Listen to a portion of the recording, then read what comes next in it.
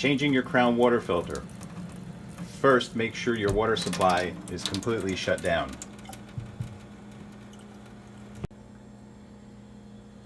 Once the water is shut off, move your crown unit into the sink and remove the housing using your crown wrench. You'll want to turn it in a counterclockwise motion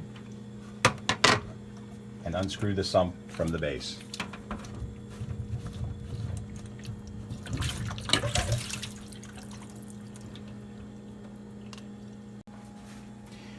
Remove the old filter and discard it. Next, remove the O-ring from the sump. Place the sump back in the sink. Place the O-ring to the side.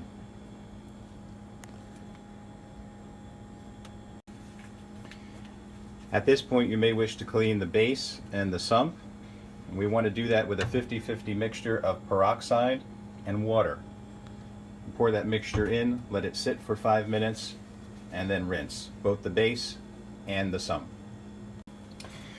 Once clean, you want to dry the sump and the top portion of the base thoroughly.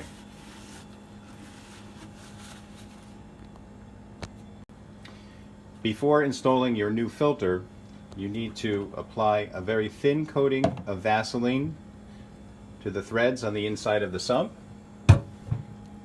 and also very light coating to the O-ring itself. Then reinstall the O-ring into the sump. Before we discard the old filter, take a look at the new replacement filter and the difference in the coloration on the ceramic. When installing the new filter, place the filter into the sump and then lift the base up on top. Screw it in the clockwise motion from underneath. This will keep the O-ring in place a lot easier and allow you to close the housing. Once you've closed it hand tight, turn it back upright in the sink and use the wrench to give it a final tightening. Once the housing is tight, turn the water on. We want the housing to fill. Check for leaks.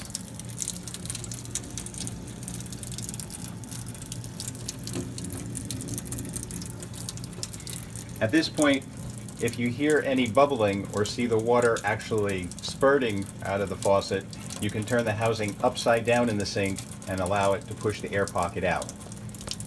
In this case, we have a good water stream. No leaks, and we have successfully changed our crown filter.